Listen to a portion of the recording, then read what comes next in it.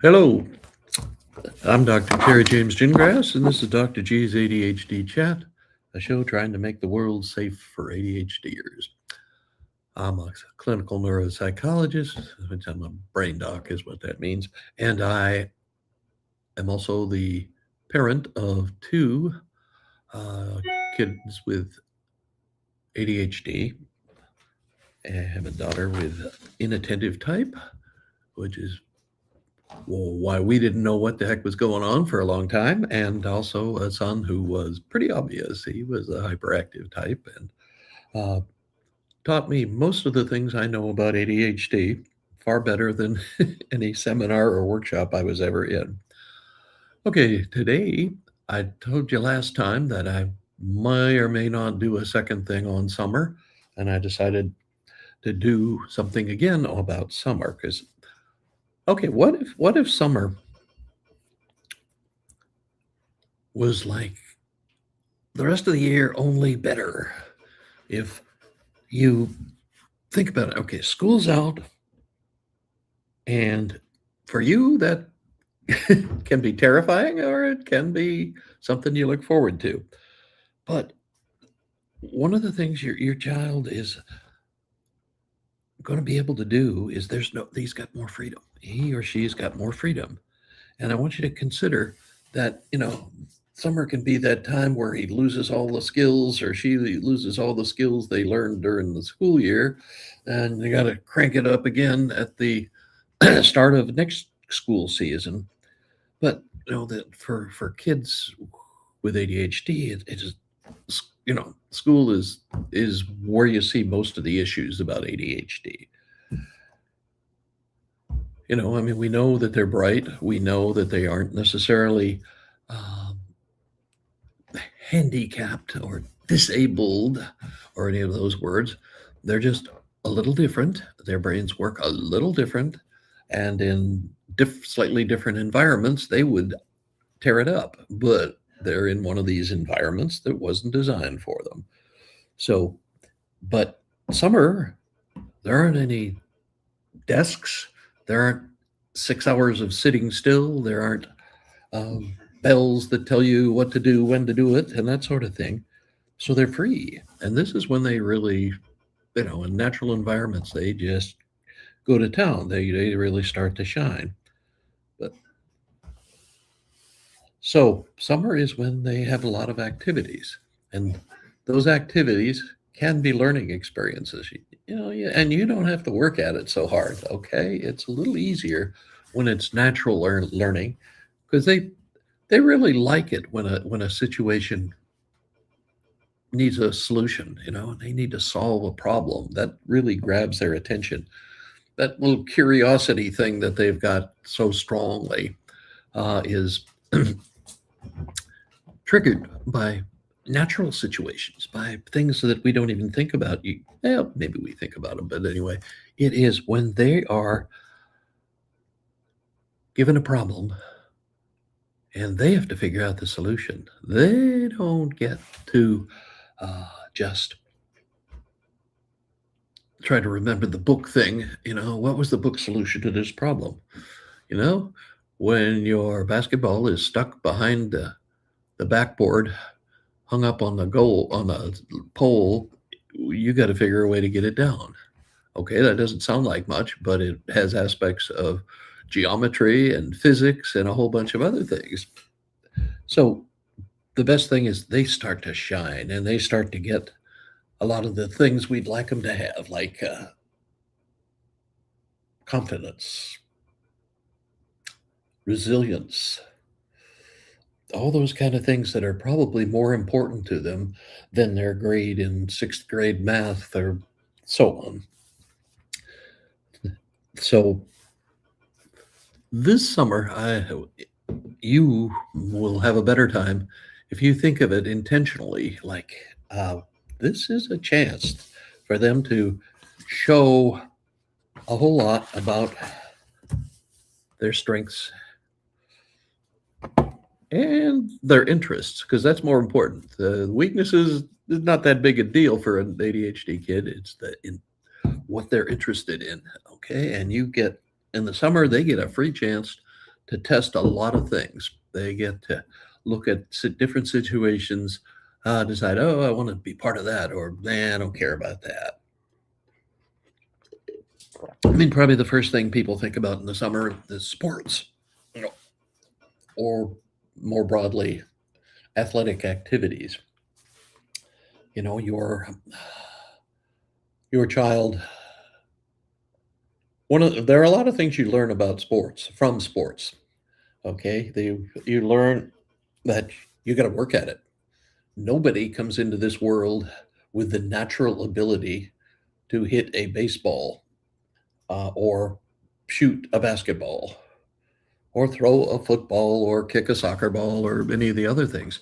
You learn that. It's all learned. Okay, there are a whole bunch of coaches and teachers that emphasize talent. Like you're born with this natural ability in music. Baloney. You are born with a certain height, certain type of muscular structure, but you are not necessarily born with the ability to do great things in music. I will admit some people have a natural ear.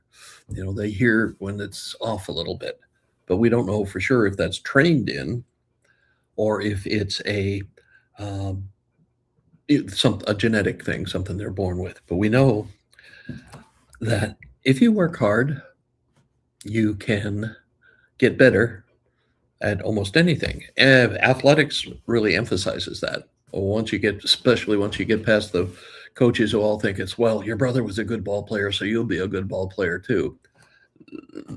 Once you get to real coaches, the ones who understand a little bit more than that, that it's more work than it is talent or ability.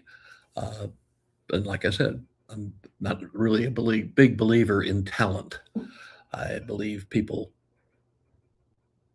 work at things that they enjoy without thinking of it as work or training. I mean, I used to play pepper with my dad 2 or 3 hours a day all summer long, and it was fun.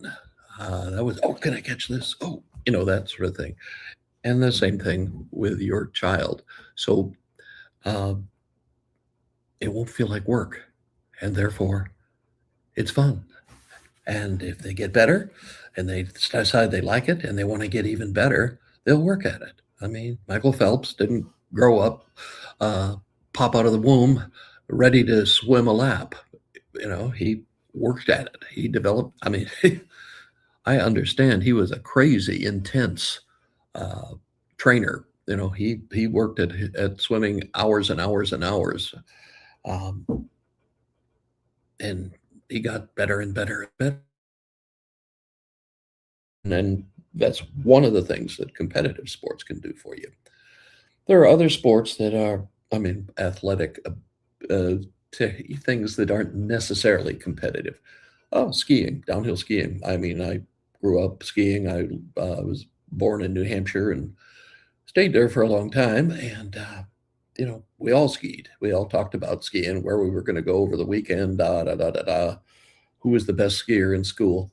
But most of us never raced or competed uh, where there was a winner or a loser. We didn't do that. It wasn't available actually, which surprises me when I think about it. Because nowadays, if there's a ski lift, there's a race team somewhere. So that was the one of the things. That's one of the things you learn. Okay, from sports, a kid who's pretty good can develop some confidence, also develop an attitude that towards improvement, where if I want to get better, if I want to start next year, or if I want to move from second base to shortstop, or if whatever, I want to be the starting point guard, I got to work at it. I got to be better than the other guy who wants to have that same position. That is a whole, and when you play sports, you're not always going to win. And so you have to learn how to handle that. Bouncing back. We call that resilience in my business anyway. And they learn about that. I learned, well, we'll work harder and next year we'll beat these guys, or next month when we play them again or whatever. But, so sports are a big deal. I mean, I really think those are great things.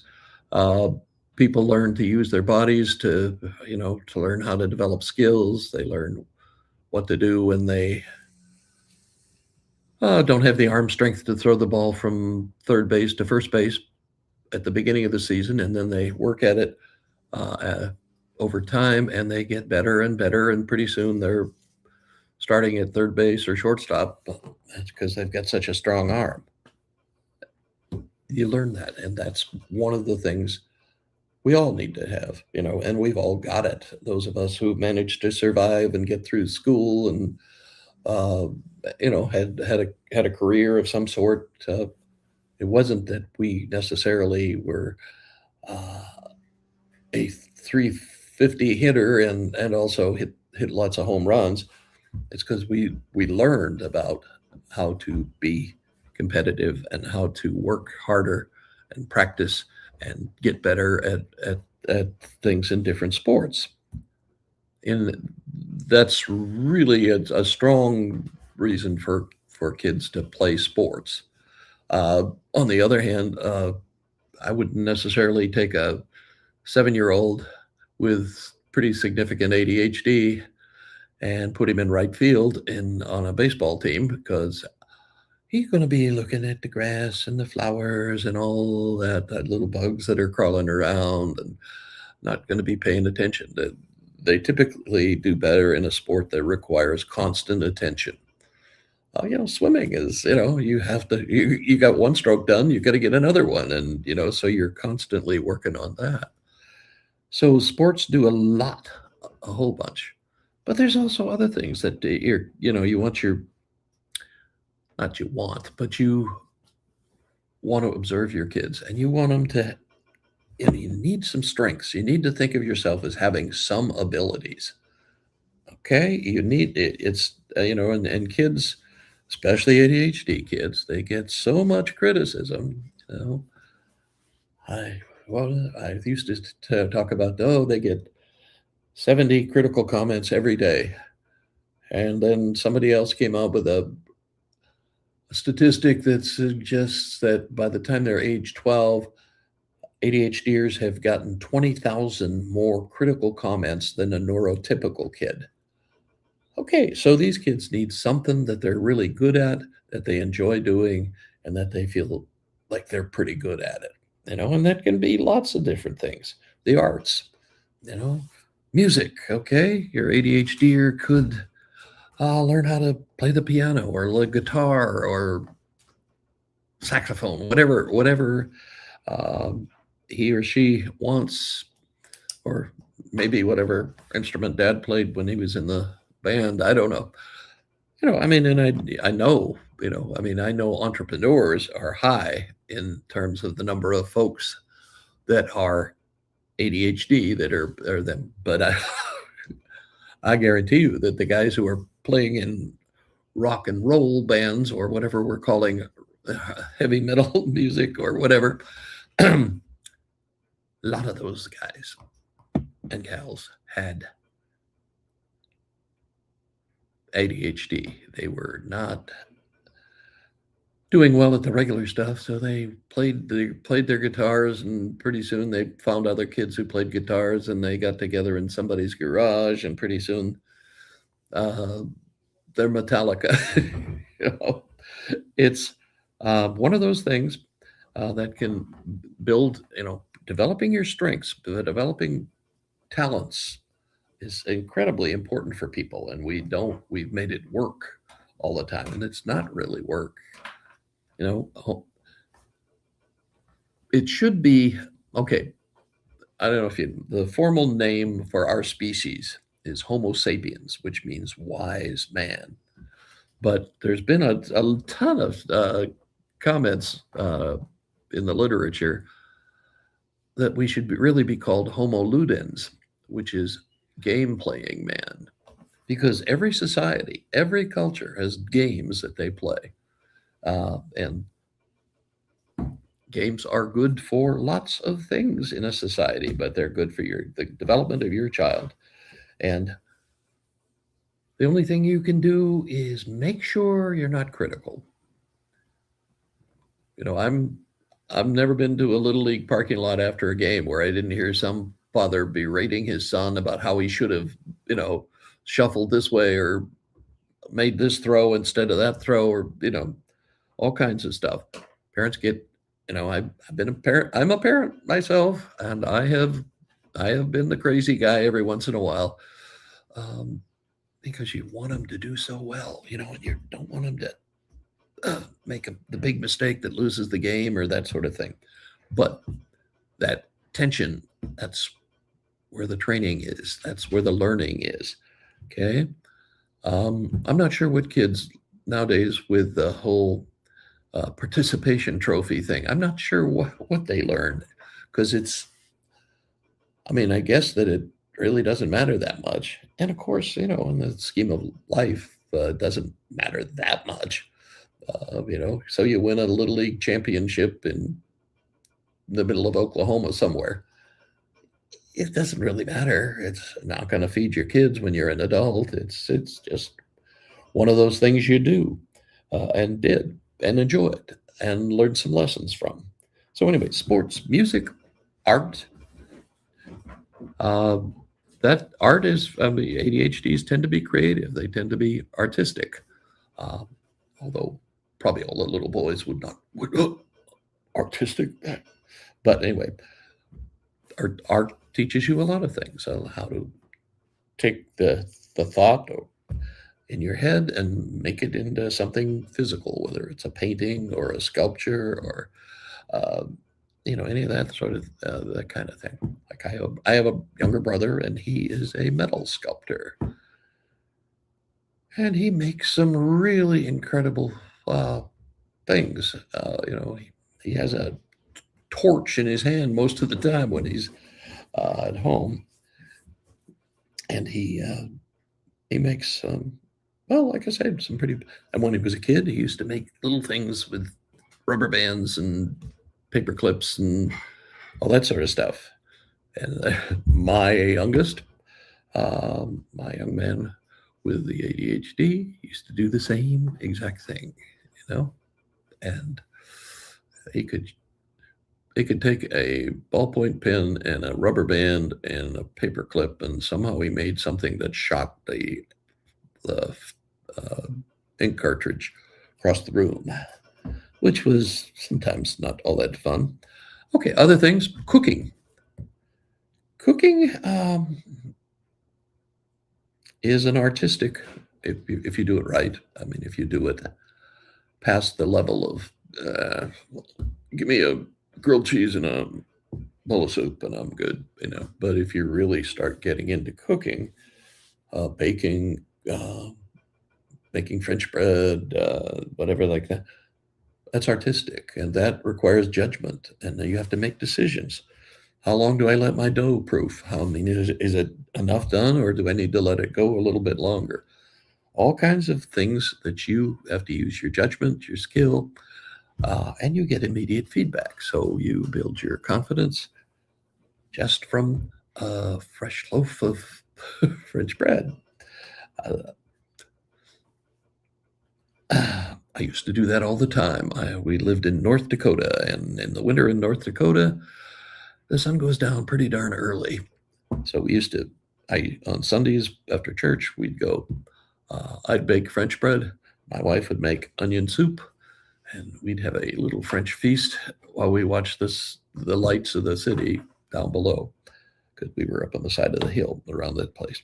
Anyway, so the other things, languages, history.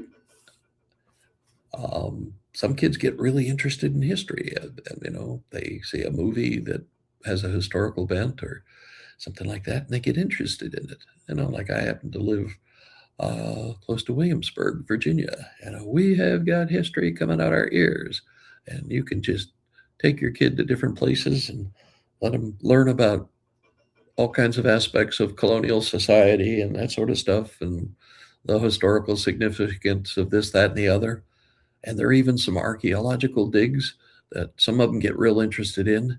And it's just, well, it's a lot of fun, but it's also a lot of learning. And you come back to school and you know all this stuff. And the kids who've been playing video games all summer don't. So, okay. And other things. I mean, I know there are a lot of opportunities to volunteer.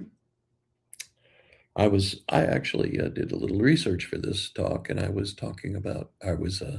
researching volunteering, and I was amazed at the number of different situations there were uh, that you could volunteer to provide services and learn something. Even though that wasn't necessarily the uh, objective, you learned as you went, so you can do your job.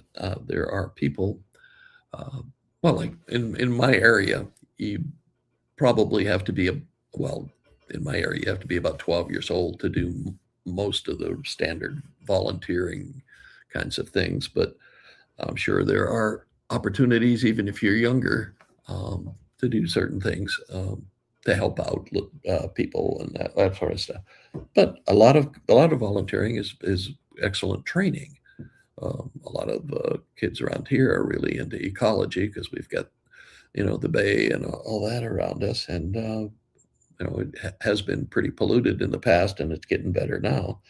But you can volunteer and go out and walk around in the mud flats and take samples and all that sort of thing. So it's a learning thing, and they feel good about it, and they've done some things that are helpful to everybody, but it helps them develop confidence. I can learn things. I can do things. I can help out, and I like this. So uh, the science stuff. And kayaking and canoeing. Um, we used to do a lot of the kayaking. In this area, you really can't drive for more than about 20 minutes without finding a place to launch a kayak. It's pretty incredible. And unlike New England, the water's not below zero all the time. Anyway, okay. The other area that you need to be looking at is weaknesses or lack of. In ADHD case, it's more like no interest. I don't care about this.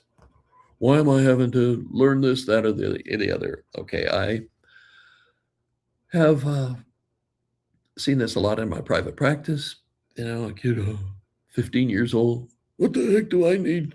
Not calculus. No, they're never there. Geometry. What the heck is all that about? I don't need that. I don't need algebra either. And I turned them on to This Old House and Tom Silva, the carpenter. That boy uses more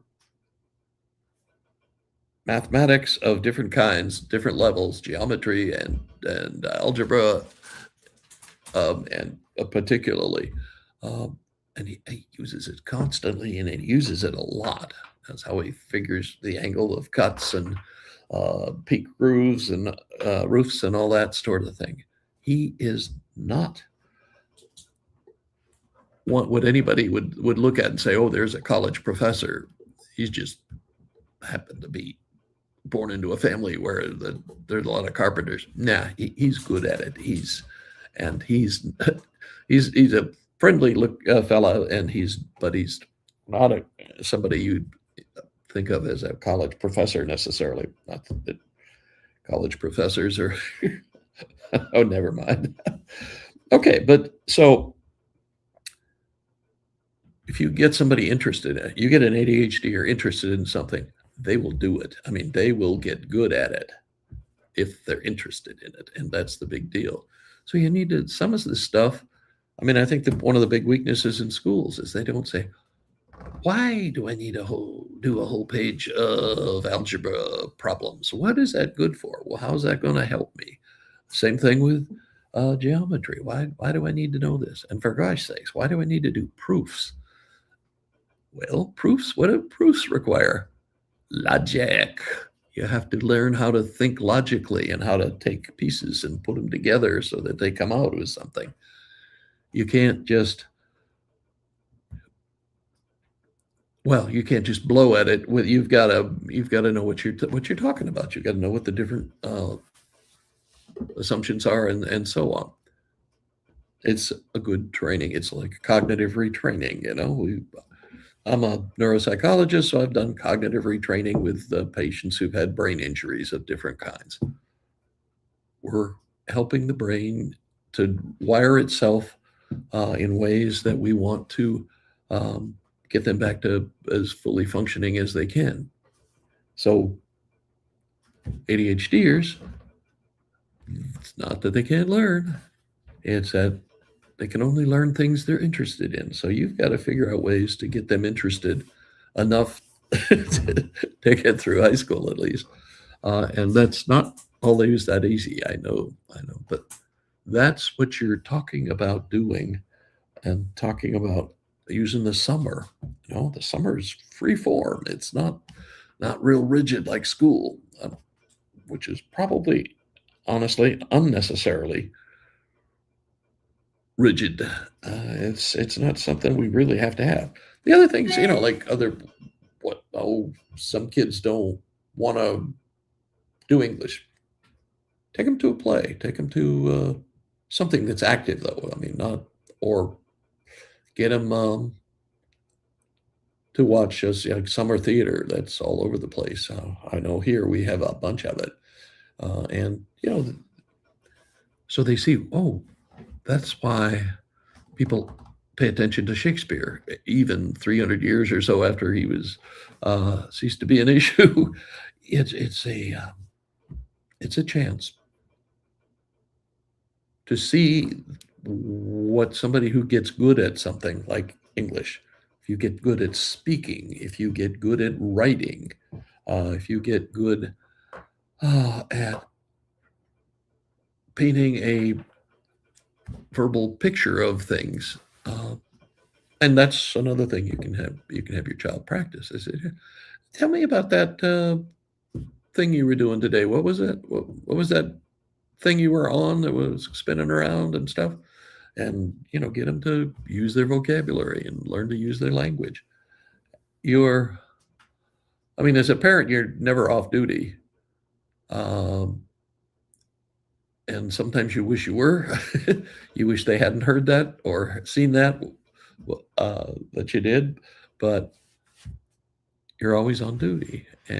But then again, they are always learning around you. They're learning. You're showing them what's important. You're showing them what the rules are. You're showing them what the payoffs are. And you're showing them how you handle problems. And some of us have to be more careful than others about the way we handle situations. In summer, they're around more. They tend to, well, the walls have ears, as they say. Your kids have heard more and seen more than they've seen about your behavior. So you have to be careful with that. But summer is a great time to amplify and perhaps improve the way they have to learn during the school year.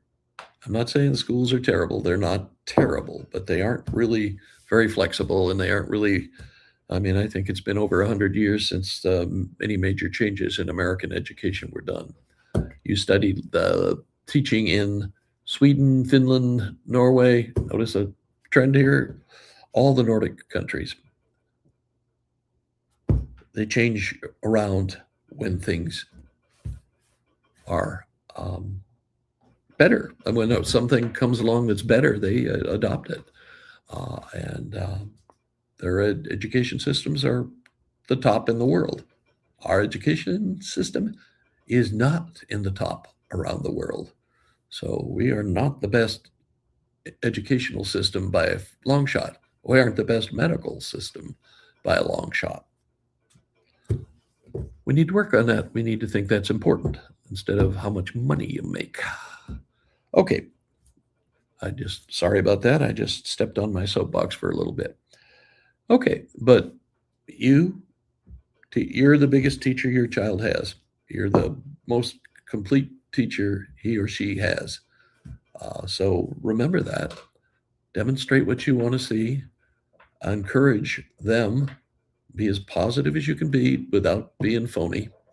Uh, they know that they can pick that out in seconds. So you don't need to know anything else other than that.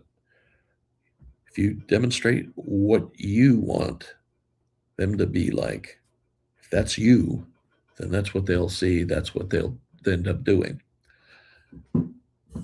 And the summer gives you more time to experiment with things. I'm not saying, experiment with your kids necessarily, but experiment is just a fancy way of saying figuring out what works.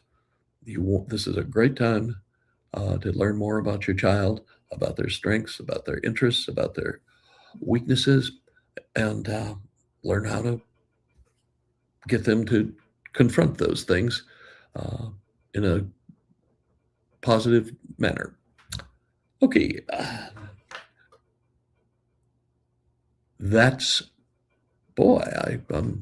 I went long today. Okay, anyway, I will catch you next time, and remember, we're trying to make the world safe for ADHDers, and there is a lot we can do as parents. It's not going to be perfect, and it's not going to be 100% consistent, but we're doing the best we can, and that's all that counts.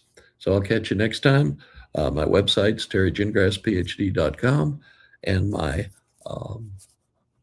have a book. I keep forgetting to mention that. I have a book called ADHD Strategic Parenting. It's available at Amazon mostly. I have a Calendly account, and you can get on there on my website, terrygingrassphd.com, and get sign up for an appointment for a quick interview, and so we can see if you want or need some coaching. I do a lot with ADHD executives, and I do some parenting things as well. Okay, we catch you on the flip-flop, and as another podcaster who's far more well-known than I says, and we will catch you again. See you next time.